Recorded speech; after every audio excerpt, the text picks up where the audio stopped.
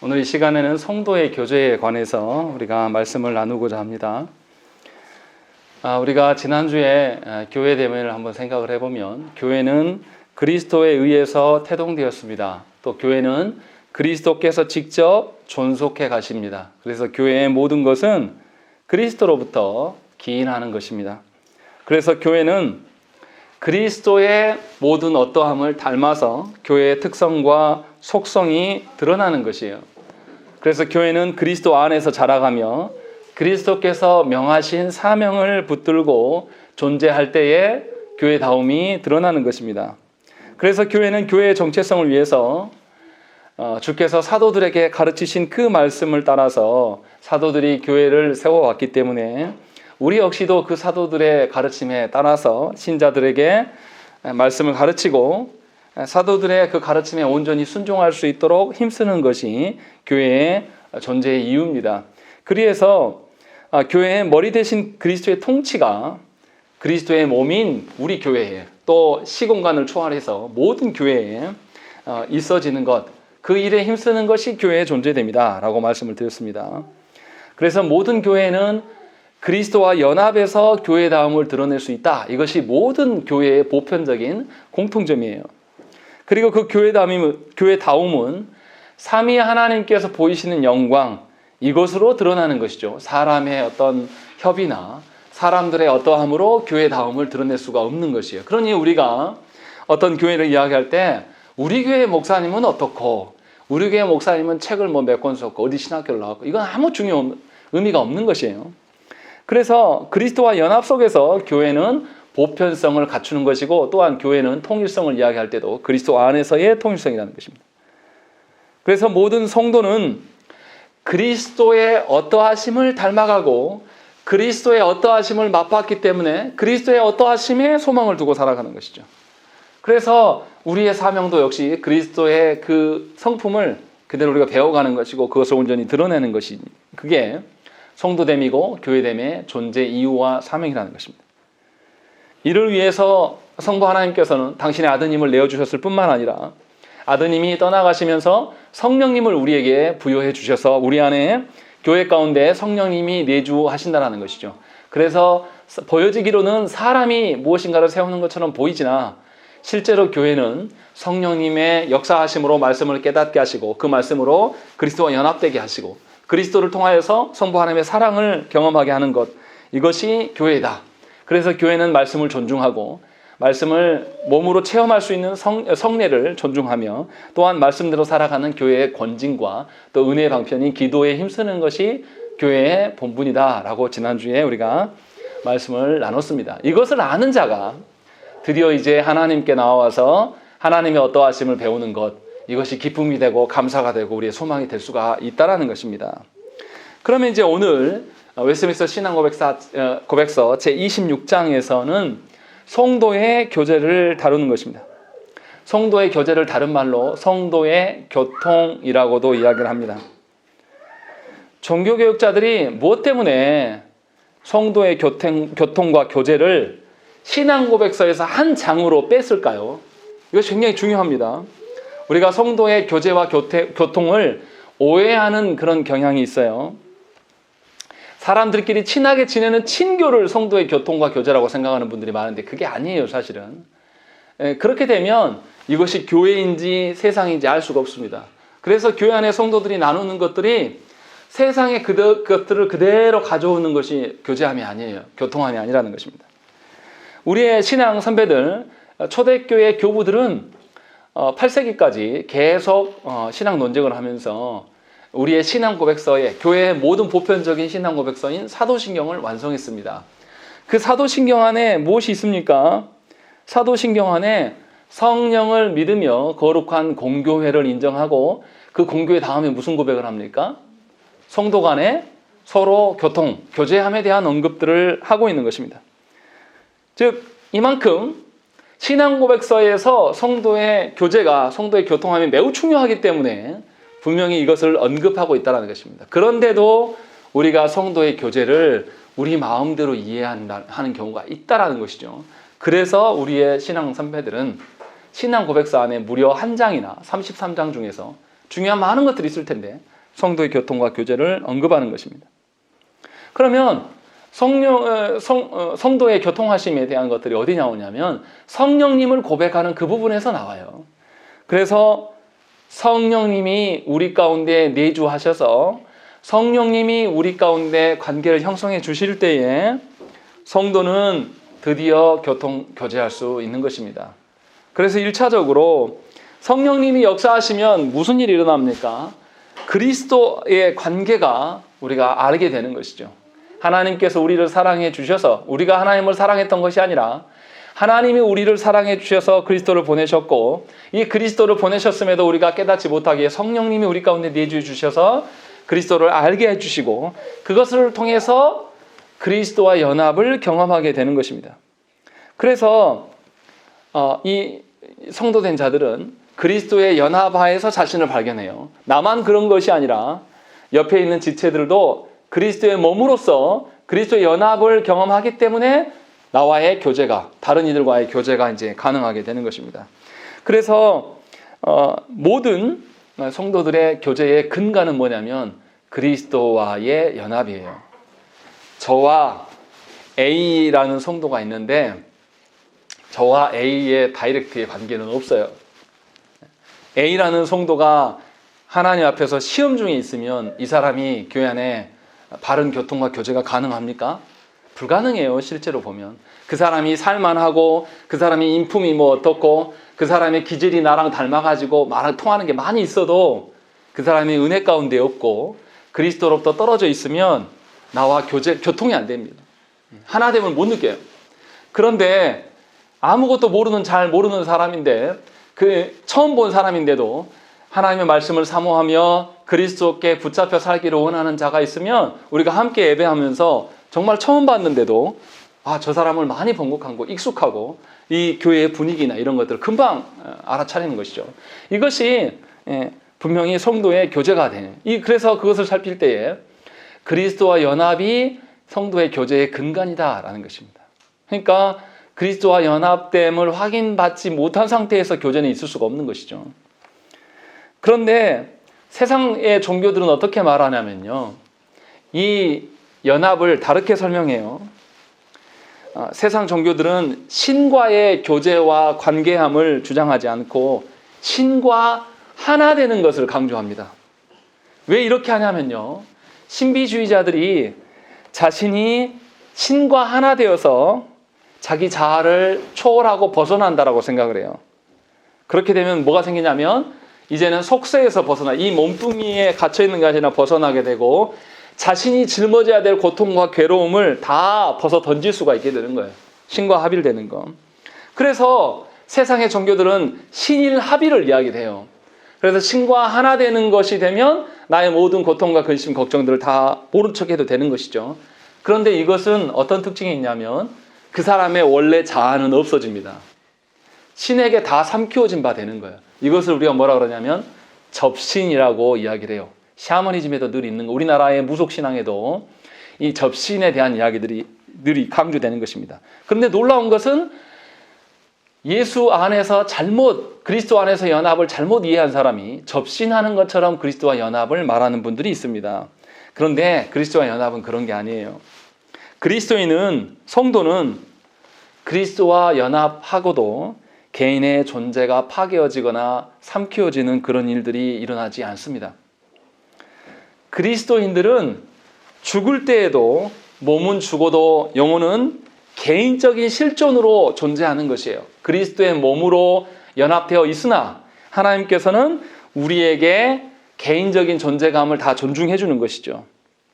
그래서 그리스도와 연합되어 있어도 우리가 죄를 지을지 안 지을지의 선택은 어떻게 합니까? 하나님께서 우리에게 자유로 주신 것이에요. 그래서 여러분들이 세상 속에서 죄를 지을지 안 지을지, 아까 오전에 말씀드린 것처럼 언약 백성들에게 하나님의 이름을 망령되이 일컫지 않을 때에 하나님 복과 저주를 선택할 수 있는 권한을 주신 것처럼 그런 방식의 연합을 주고 있다는 것입니다. 그래서 신자들은 하나님 앞에서 순종과 불순종의 자유를 가져요. 하나님께서 원하시는 것은 뭐냐면 하나님의 힘으로 눌러버려서 우리의 존재를 없애버리고 강압적으로 순종하는 것을 원하시지 않아요. 하나님이 원하시는 순종은 자발적인 순종이에요. 그렇지 않습니까? 부부간에도, 부모와 자식 간의 관계도 어떻습니까? 내가 낳아줬다고 해서 무조건 내 자녀가 순종하고 효도하는 건 절대 아니에요. 부모가 뭔가 물질을 갖고 있어서 이것 때문에 와서 이것을, 부모의 것을 뺏어 먹으려고 오는 자녀는 뭔가 다른 목적으로 오기 때문에 다 알아요. 느낍니다. 진짜 좋은 관계는 자발적으로 하는 거예요. 서로가 서로를 생각하면서 늘 기억하는 거. 이것이 이제 주님이 우리에게 요구하시는 방식입니다. 그래서 오늘 말씀에도 보면 어떻게 합니까? 13, 14, 15, 16절에 그 이야기 계속 나와요. 그의 성령을 우리에게 주심으로 우리가 그 안에 거하고 그가 우리 안에 거하시는 줄을 아느니라. 아버지가 아들을 세상의 구주로 보내신 것을 우리가 보았고 또 증언하노니 누구든지 예수를 하나님의 아들이라 시인하면 하나님이 그의 안에 거하시고 그도 하나님 안에 거하느니라. 쌍방간의 이야기를 하는 거예요. 만약에 세상이 말하는 신과 접신하고 하나됨이라면, 신에게 삼키워졌다라면 우리가 그 안에 있다 이 말을 못할 겁니다. 그런데 성경에서는 여기뿐만 아니라 요한복음 14장에서도 우리가 주 안에, 주님이 우리 안에 계신다, 이 양쪽을 다 이야기해요. 이것은 우리의 개인적인 존재됨을 인정하시는 것이죠. 얼마나 인격적입니까? 하나님이 크고 높으시고 힘이 있다고 해서 그 힘과 능력으로 짓밟아버리고 우리를 강압하시는 하나님이 결코 아니라는 것입니다. 그래서 여호와의 증인이 문제가 있는 거예요. 여호와의 증인은 구약 성경만 이야기하면서 두려운 하나님을 말합니다. 그러나 성경에서는 두려운 하나님을 말씀하신 적이 없어요. 경외하시는 하나님, 경외롭고 높으신 하나님이시지만 동시에 우리의 아버지 되셔서 우리를 사랑해 주시는 그 하나님이라는 거죠. 그것을 지금 강조하고 있는 것이죠. 그래서 우리가 그리스도와 연합되는 것은 우리가 함몰되거나 주님 앞에 삼키워지거나 우리의 존재가 없어져 버리는 그런 것이 아닙니다. 그래서 우리 존재가 아직 남아있기 때문에 예수 믿는 사람들한테 뭘 요구합니까? 회개해라. 하나님이 회개케 하실 수도 있어요. 겁주면서, 윽박지르면서 이렇게 하실 수도 있으나 그렇게 하지 않으신단 말이죠. 이것은 세상의 거짓된 신의 방식이에요. 그러니까 저와 여러분들이 그리스도와의 연합의 의미를 바르게 이해해야지만 다른 성도들 간의 연합을 이야기할 수가 있게 되는 것이에요. 왜냐하면 그리스도께서 나와 하나 되어주심을 근거로 이것을 따라하면서 다른 성도들을 바라보는 것이죠. 근데 그리스도와 연합이 인격적이지 않은 사람들은 교회 안에 있으면서도 어떻게 합니까? 신앙생활 똑바로 해. 안 하면 하나님 벌 주신다 그랬어. 목회자한테 대들어? 성경 안 보냐? 문둥병 걸린 거 봐 안 봐? 하면서 겁준단 말이에요. 이거 신앙이 아니에요. 이런 방식으로 하나님이 우리에게 연합되어진 존재가 아니라는 것입니다.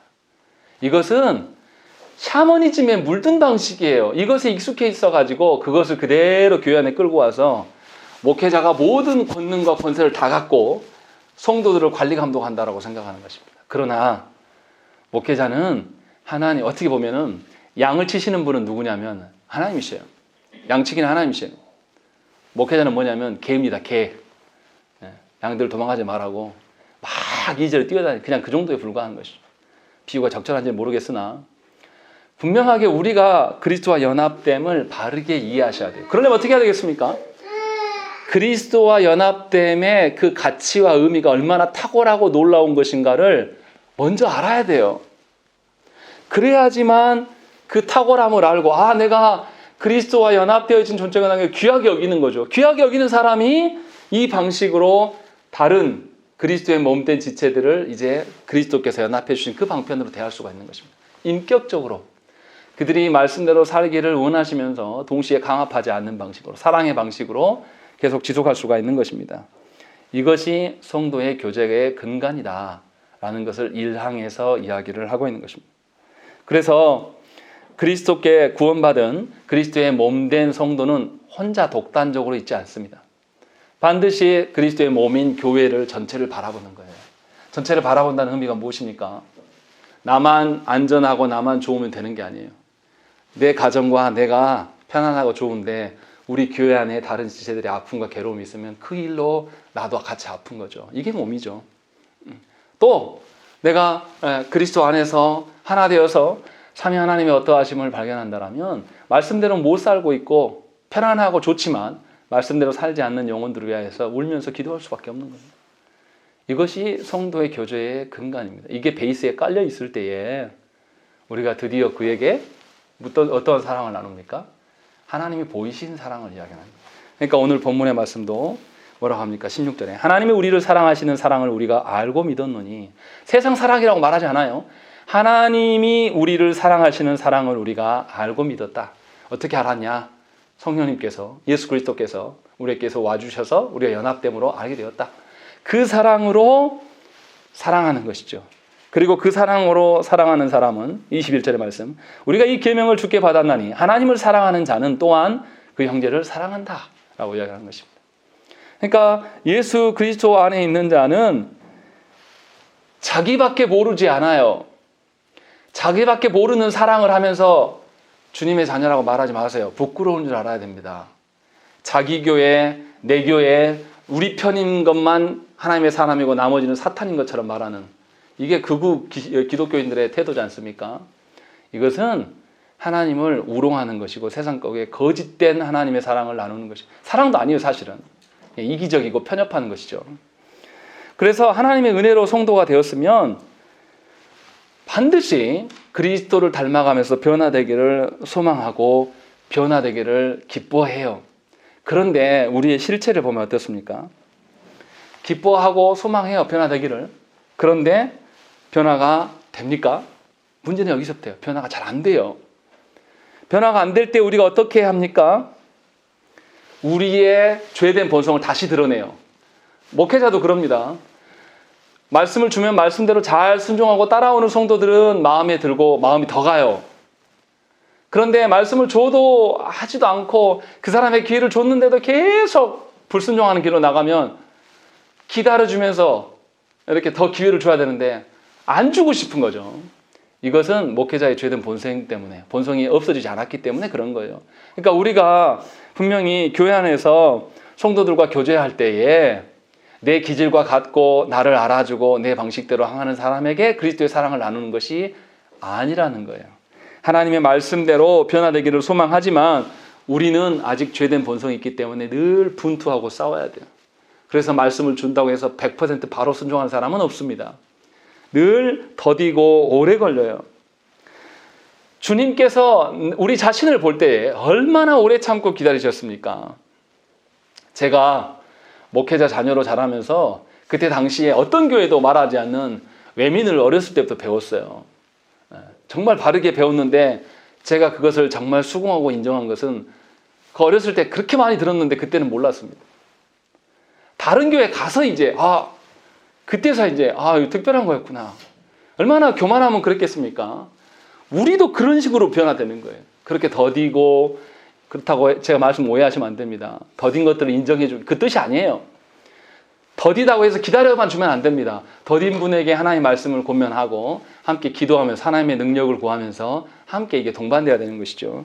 그래서 분명하게 우리 모두가 그리스도의 몸으로 함께 성장해가는 그런 과정 중에 있음을 인정할 줄 알아야 되는 것입니다.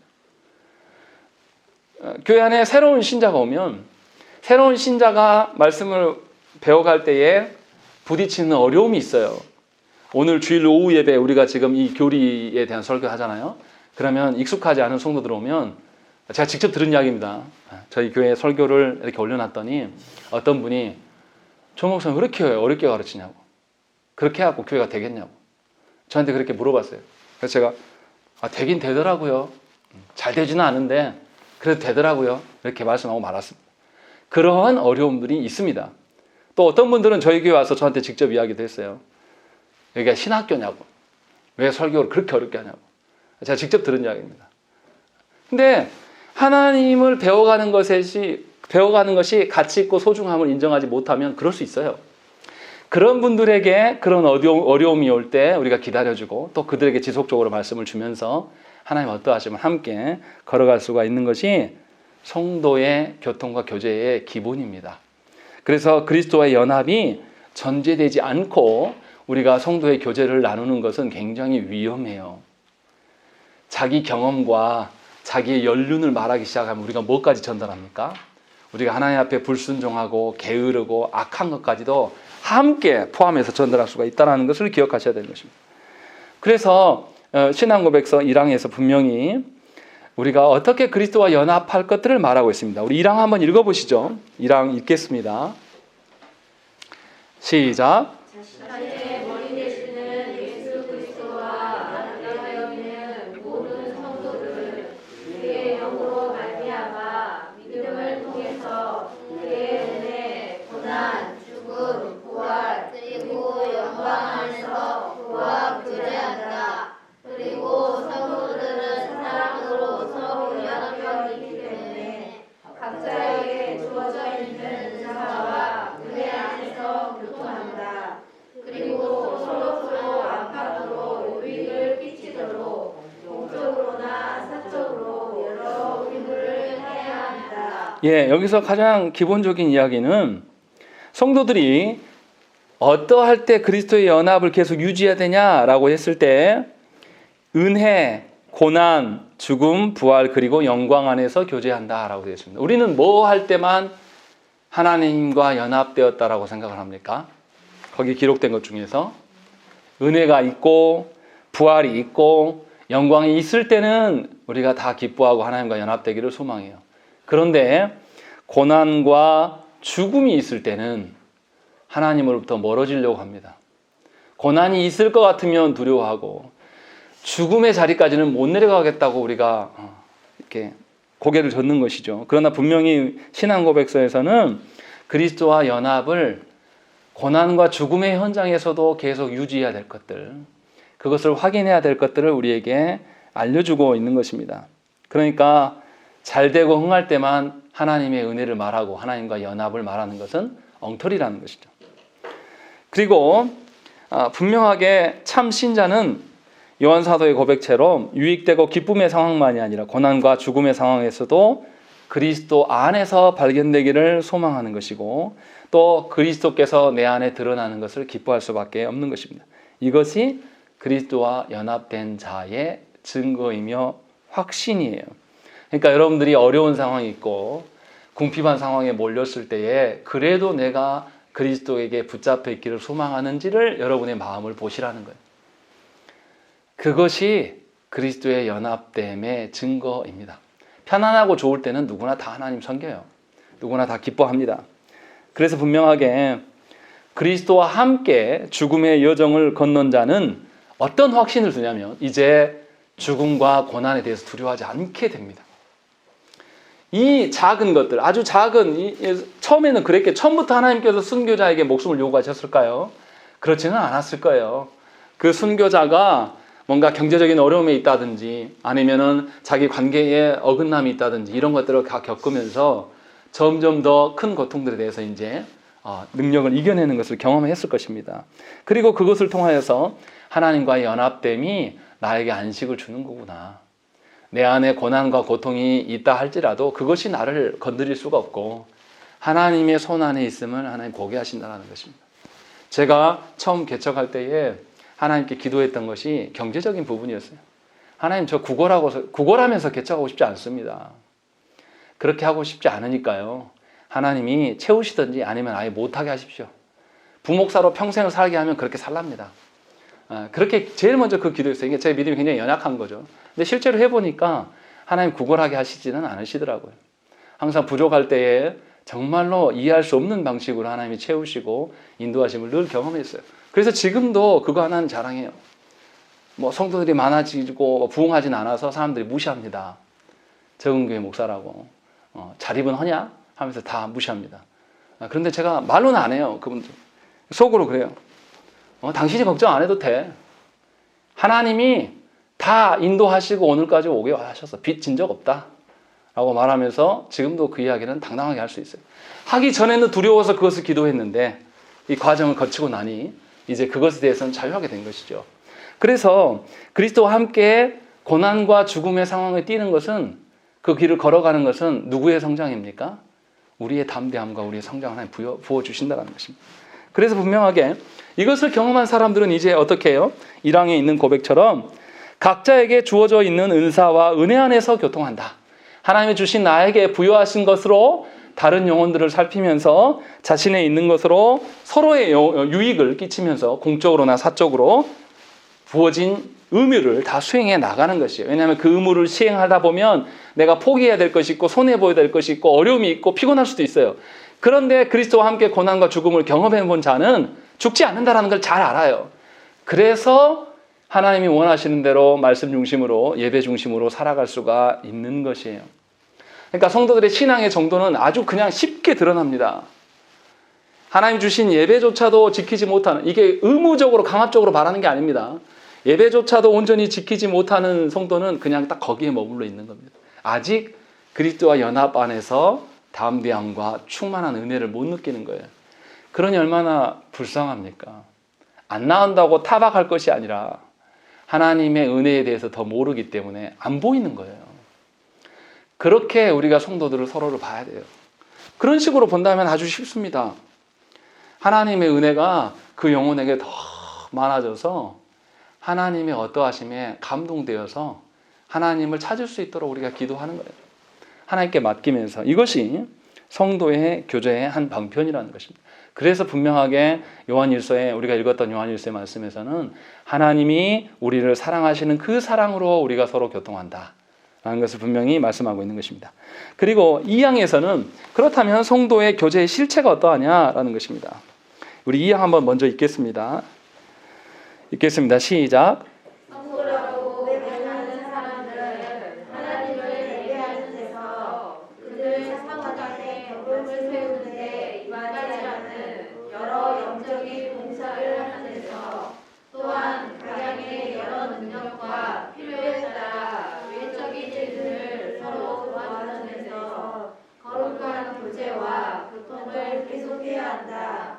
이러한 성도의 교통은 하나님이 기회를 주시는 대로 각처에서 주 예수의 이름을 부르는 모든 사람들에게 확대되어야 한다. 네, 성도의 교제에 실제적으로 힘써야 될 게 뭐냐? 세 가지 언급합니다. 뭐라고 되어 있냐면 하나님을 예배하는 데서, 두 번째는 영적인 봉사를 하는 데서, 세 번째는 서로 도와주는 데서 이렇게 되어 있는 것입니다. 이 세 가지 영역을 다 말씀하고 있는 것입니다.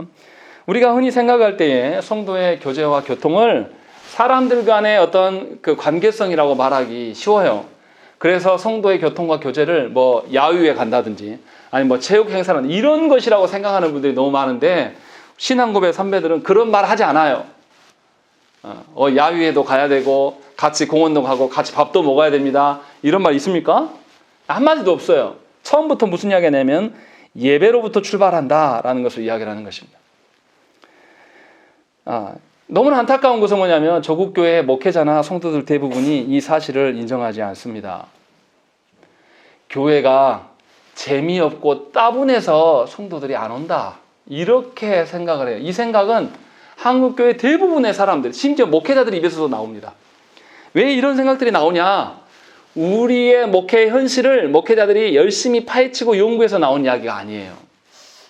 이거 어디서 한 이야기냐면 미국 교회에서 설문조사를 해보니까 그렇게 나온 거를 가지고 말하는 겁니다. 한국교회 목사님들이 좀 안타까운 것은 미국 교회를 숭상해요. 미국 교회가 정말로 아름답고 좋은 교회라고 생각하는 것이죠. 그래서 미국 교회에서 하는 것들을 다 그대로 배웁니다. 이것을 누가 했냐면 미국 대형 교회들 중에서 유명한 윌로우 크릭 교회라고 있어요. 거기에 빌 하이벨스 목사가 있었는데 그 빌 하이벨스 목사님이 30-40년 전 이야기입니다. 교회에 성도들이 안 와요. 그러니까 왜 안 올까 생각하다가 말씀 속에서 찾은 것이 아니라 성도들한테 물어보고 어떤 것들을 보니까 교회가 따분하고 재미없다는 것입니다. 그래서 성도들의 삶에 아무런 이 말씀이 성도들의 삶과 아무런 상관이 없다고 느끼는 거예요.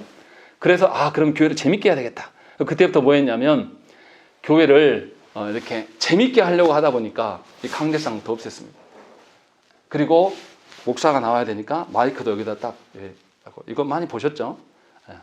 하고 돌아다녀요. 이제 목사님이 자유롭게 말로만 하는 설교가 아니라 액션을 막 취하면서 화면에 막 이거 화면 띄우면서 그 조명바를 막 세게 막 쏴주고 그러면서 윌로우 크릭 교회가 예배당을 지었는데 공연장과 똑같이 지었습니다. 그리고 그것을 따라서 미국의 크리스탈 교회, 수정교회가 따라해요. 수정교회 망해서 교회 팔렸죠.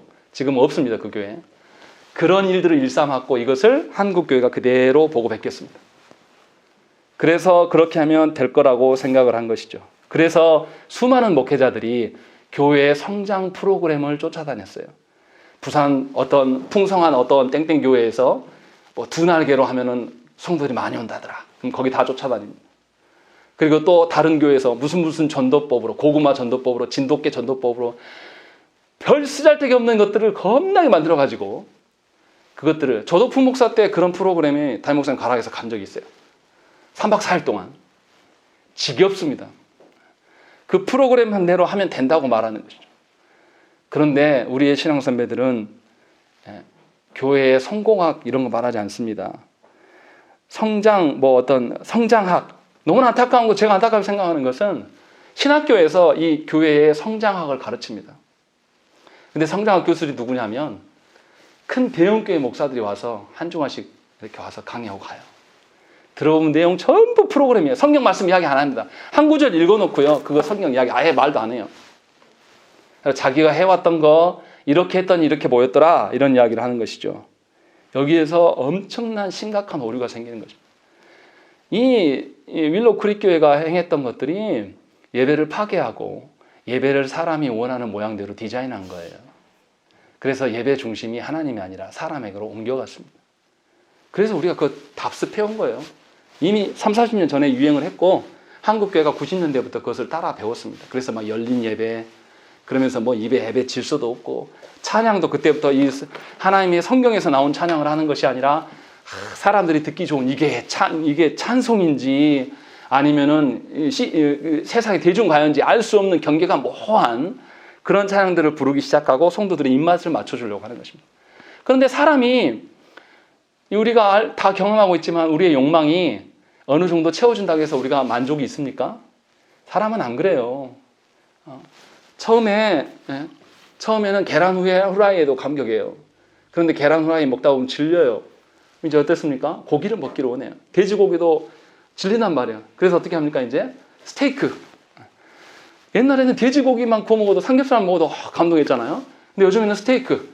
또 그냥 스테이크도 안 돼 이제. 뭐죠?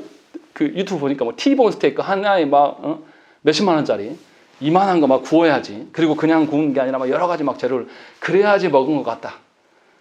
미안하지만 스테이크나 와인은 정복자들, 독재자들이 만들어낸 고안물이에요. 그런데 이것을 한국 사회가 따라가는 것이죠. 피 흘림이 있어야 되고 그것을 내가 먹고 마시겠다라는 어떤 이런 것들. 분명하게 교회 안에 성도의 교통은 친교하는 것이 아닙니다. 교회는 하나님을 예배하기 위한 공동체입니다.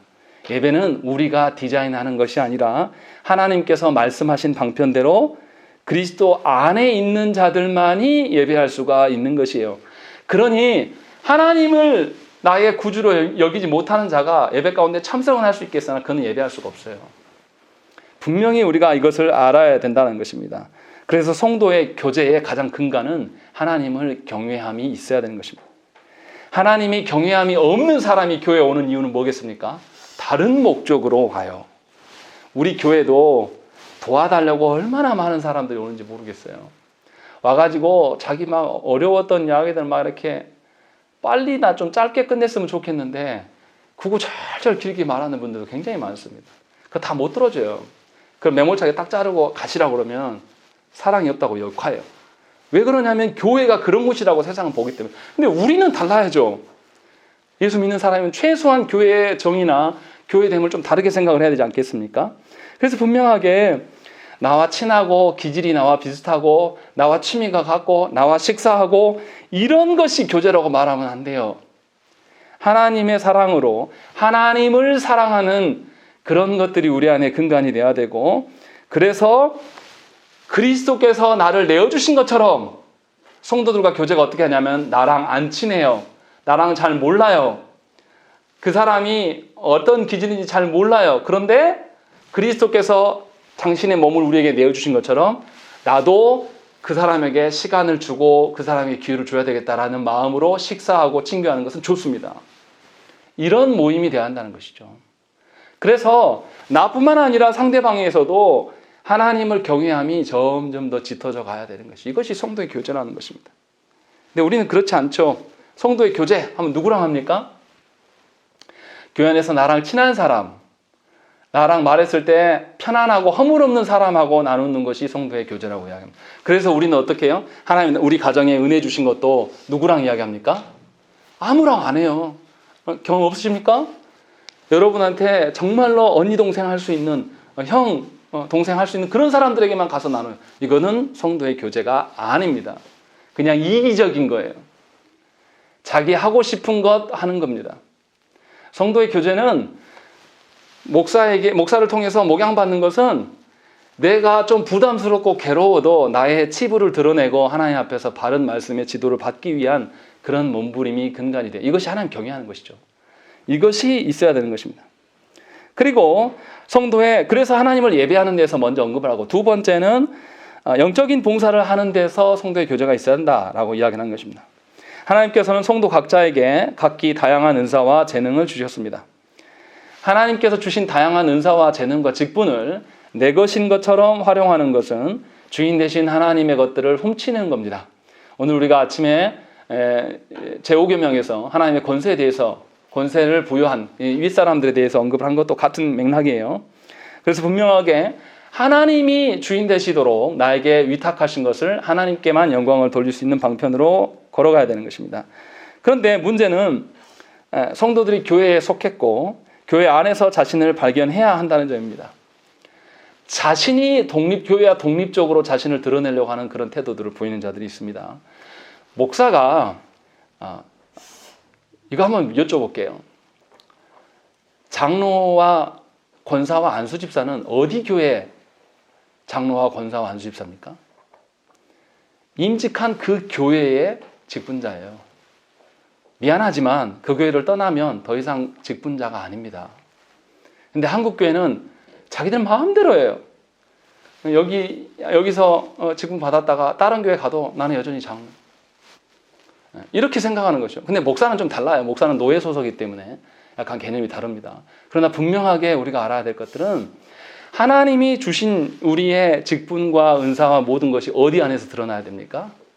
교회 안에서 드러날 수 있도록 행해야 되는 것입니다. 교회를 떠나서 나의 어떠함을 부각시키는 방식으로 서는 것은 이미 하나님께서 주신 것을 우리가 약탈하는 겁니다. 그래서 직분자는 교회의 직분자예요. 땡땡 교회의 직분자가 진짜 직분자예요.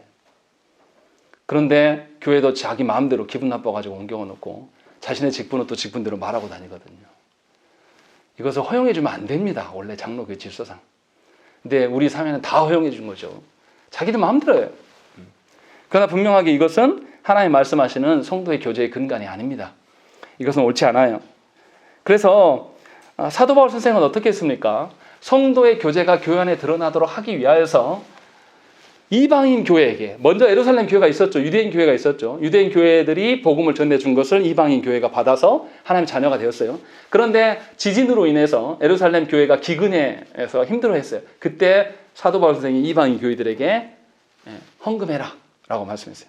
그래서 이 이방인 교회의 성도들이 풍족하고 남아돌아서 헌금한 게 아니라 없는 중에서도 그리스도의 한몸됨을 확인하려고 이들이 연보를 했는데 어떻게 했냐면 풍성하게 했다라고 기록하고 있어요. 자기들이 살만한 거 다 띄워놓고 남는 거 한 게 아니라 풍성하게 해서 이것을 가지고 예루살렘 교회에 사도 바울 선생이 갔어요. 갔을 때 이 예루살렘 성도들이 무엇을 느꼈겠습니까?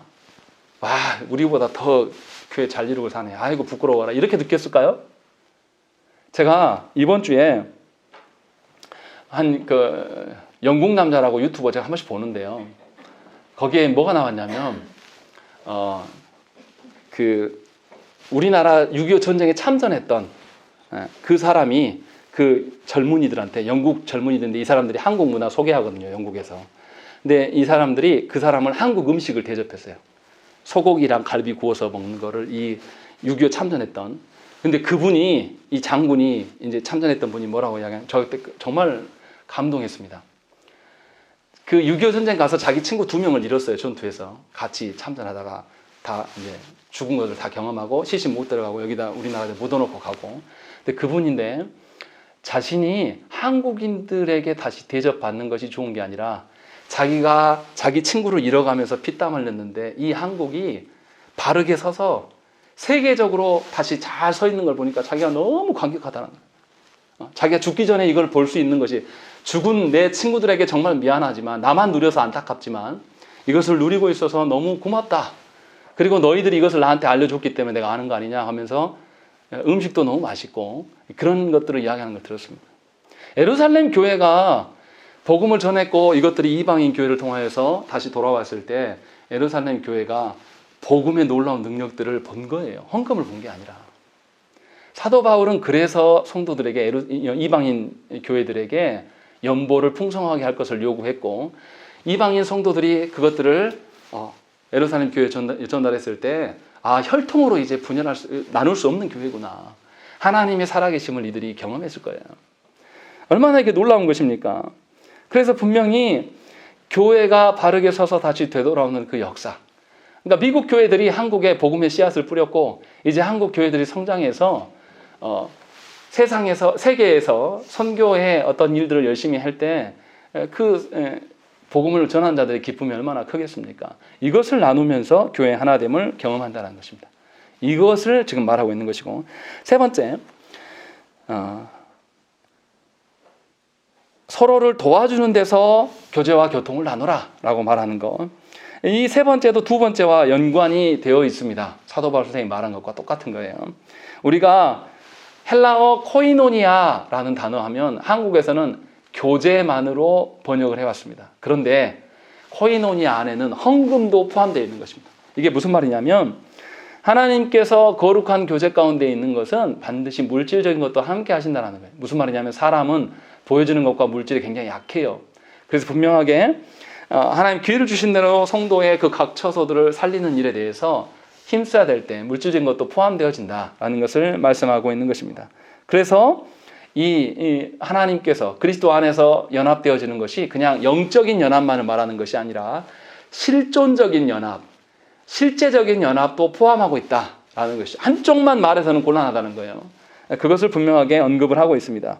그래서 저와 여러분들이 분명하게 하나님 앞에서 그리스도 안에서 성도의 연합이 어떠한 의미를 드러내는지를 바르게 알아야 되는 것이고, 이제 마지막 사망에서는 우리 사망 한번 읽겠습니다. 시작.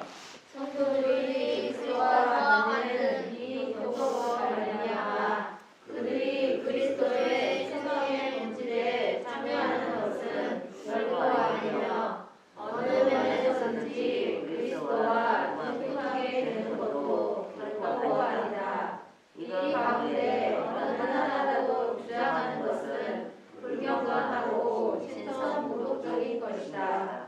또한 성도들이 상호간에 갖는 교통하는 것으로 말미암아 각자의 재산과 소유에 대한 소유권이 상실되거나 침해되는 것도 아니다. 사망에서 이야기하는 것은 성도의 교제 시에 유의점이 무엇인가를 말해주고 있습니다.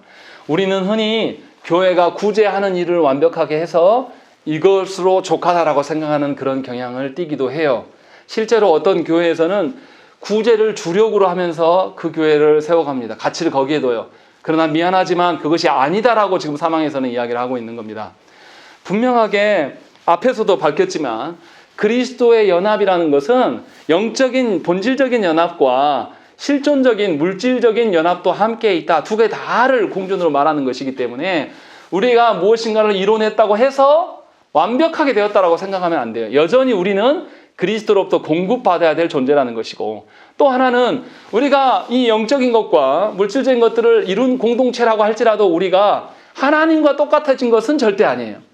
그 교만에서 벗어나셔야 되는 것입니다. 어떤 분들은 우리 안에 은혜가 있고 우리 교회는 이런 것도 구제도 하고 선교도 하니까 우리 교회는 마치 온전한 교회인 것처럼 말하는 분들이 있습니다. 그러나 주님께서 다시 오실 때까지 삼위 하나님을 얼굴 대 얼굴로 뵙고 그러기 전까지는 완전할 수 없어요. 우리는 분명하게 우리가 무엇을 이뤘다고 교만하는 것에서 금지하고 있습니다. 우리가 이루는 그 연합이라는 것은 어떤 연합을 기대하면서 취하고 있는 것입니까?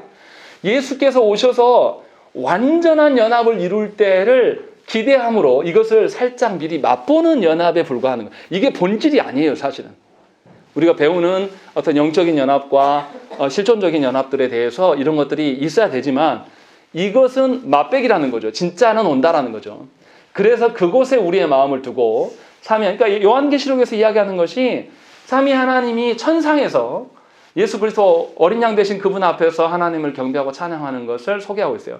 그것이 우리의 본질적인 연합이고 그것을 앞두고 미래의 그 연합을 교회를 통해서 경험하는 것이 아까 말씀드린 영적인 연합과 어떤 우리의 실존적인 연합이다라는 것을 기억하셔야 하는 것입니다. 그렇지 않으면 교회가 교만해져요. 한국 교회에서 유명한 교회 이야기하면 어디 교회 이야기합니까? 오카나 목사님의 사랑의 교회를 이야기를 합니다. 지금은 어떻습니까? 저 사랑의 교회 성도들 간다고 하면 저는 못 가게 합니다. 부패하고 썩은 교회거든요. 왜 그렇게 부패하고 썩어졌습니까? 자신들이 만들어낸, 오카나 목사님이 성실하게 만들어냈지만 제자 훈련만 하면 영혼들이 달라지느냐? 그렇지 않아요. 한국교회 안에서 유명한 몇 교회가 한 것을 뻔따라 하면서 그것만 하면 완벽해질 거예요. 우리는 이것도 가르치니까. 우리도 그런 점에서 조심해야 됩니다. 우리 교회는 신앙 고백서를 하고 있기 때문에 완전할 것이다. 웃기는 소리예요. 그렇지 않습니다. 이러한 것들을 분명히 조심할 것들을 이야기를 하고 있고 또 하나 유의할 점은 한국교회에서 많이 하는 행동들입니다. 성도들의 교통과 교제를 근거로 인해서 성도들의 개인 재산이나 소유권을 빼앗거나 침해해서는 안 된다라고 밝히고 있는 것입니다. 무슨 말이냐면 한국에서 그런 일들 많이 해요. 직분을 세울 때라든지 교회 안에 어떤 건축을 할 때 우리 이것을 하니까 여러분들도 다 하세요. 그러면 직분자들, 목회자는 내가 얼마 하니까 장로도 얼마 하고 누구도 얼마 하고 이런 식으로 하는 것은 합당하지 않다라고 분명하게 말하고 있는 것입니다. 그런데 공공연하게 이런 방식으로 하는 거예요. 이것은 성도들의 종교성을 압박하면서 헌금을 강요하는 그런 계기가 되는 것입니다. 이것은 하나님께서 기뻐하시는 것이 아니에요. 하나님은 자원하여 드리는 것만 하나님 받으시는 하나님이시라는 것이죠. 그러니까 빚지게 해서 이렇게 하는 게 온당하지 않아요. 물론 성도들도 하나님 앞에서 자신이 부담 가는 거룩한 부담감을 가지고 해야 될 것은 분명해요. 그것을 가르쳐야 됩니다. 그러나 동시에 억압하는 것으로 나아가서는 안 된다는 것입니다. 그래서 우리가 그리스도 안에서 연합이라는 것은 영적인 연합, 거기에서 머물러서도 안 되고 영적인 연합이 실존적이고 물질적인 연합으로도 드러날 수 있도록 우리가 힘쓰며 애써요. 이게 두 가지가 드러난다고 해서 우리는 또 완벽하지도 않습니다. 그래서 우리가 늘 하나님께서 온전히 이루실 그 연합을 소망하면서 살아가는 것이 우리의 삶의 모든 근간이 되어야 된다는 것입니다. 그래서 분명하게 그리스도께서 우리의 주인 되시고 머리 되심을 여러분들이 경험을 하셔야 됩니다. 제가 아무리 설교 한들 뭐 하겠습니까? 여러분들이 경험하고 정말로 그리스도 안에서 성도의 연합됨을 경험해야지만 여러분들이 자원하는 마음으로 교회를 섬길 수가 있게 되는 거예요. 참 안타까운 것은 목사님들이 모여서 그런 이야기를 해요. 교회 안에 정말로 하나님의 교회를 떠받들고 짊어지고 가는 성도가 몇이나 될까요? 라고 물어보면 목사님들이 거의 다 별로 없다고 이야기해요. 100명 있으면 성도가 100명이라면 한 4, 5% 될까? 다 이렇게 하나같이 다 그 인정하세요. 이것은 뭐냐면 교회가 있긴 했으나 그리스도의 연합을 누리지 못하는 교회라는 것입니다. 대다수의 성도들은 그리스도의 연합과 상관없는 자로 살아가는 거예요. 그리스도의 연합과 상관없이 살아가니까 얼마나 힘들겠습니까? 자기 힘으로 헤쳐나가야 되고 하나님이 이미 해결하셨는데도 그 문제를 끌어안고 살아야 되고 그러니까 신앙생활이 고달프고 괴로워요. 그래서 하나님께 나와서 기도할 때 우는 사람은 그렇게 많지만 하나님 앞에서 기뻐하면서 기쁨에 넘쳐서 기도하는 사람은 찾아보기가 어려운 것입니다. 분명히 성도의 교제에 대해서 여러분들이 한번 다시 묵상하셔야 돼요. 정말로 우리 가정 안에서 육적인 부모 자식 관계가 아니라 그리스도로 인한 연합됨과 그 교제함이 날마다 가정 예배를 통해서 드러나는지를 기도하셔야 되고 또 우리 교회 역시도 아직은 연약하고 부족하지만 그것이 점진적으로 세워져 가고 있는가를 살피셔야 한다는 것입니다. 목회자인 저도 그 연합을 꿈꿔야 되는 것이지 성도들의 헌신과 뭐 어떤 봉사를 꿈꿔서는 곤란하다는 거죠. 이것을 띄고 그리스도의 연합을 건너뛰고 바로 봉사와 헌신으로 가는 것은 성도들을 착취하는 거예요. 그래서 여러분들도 바르게 착취당하지 않으면서 하나님 안에서 그리스도의 연합을 누릴 수 있도록 소망하고 기도하셔야 되는 것입니다. 그렇지 아니하면 교회다움이 없어지는 것이에요. 우리가 교회답지 않은데 누굴 보고 하나님 앞에 서라고 말하겠습니까? 우리가 지금 담당해야 될 영혼들 많이 있지 않습니까? 가정 안에 구원받아야 될 영혼들, 또 우리의 주변에 있는 영혼들. 왜 그분들이 변화되지 않을까요? 우리 안에 참다운 성도의 교제와 그리스도의 연합이 보여지지 않기 때문이에요. 결론은 나예요, 나. 내가 먼저 그리스도의 연합해야 되는 것입니다. 성도의 교제 자꾸 이야기하면 남 얘기를 하더라고요. 그런데 그게 아니에요. 내가 먼저 예배를 통하여서 그리스도와의 연합이 있는지를 물으시고 점검하시라는 것입니다. 그러할 때에 저와 여러분들이 진정한 연합의 참된 맛을 알게 돼요. 그때는 내가 그 맛을 누리고 기뻐하면 맛보라 하지 않아도 돼요. 압니다, 주변에서. 아, 하나님 진짜 살아계신가 보다, 저 사람 보니까. 이것을 하나님께서 하신다는 것이죠. 그래서 저와 여러분들이 그 영역까지 이룰 수 있도록 기도하시고 하나님의 도우심을 구하기를 간절히 축원합니다. 함께 기도하겠습니다.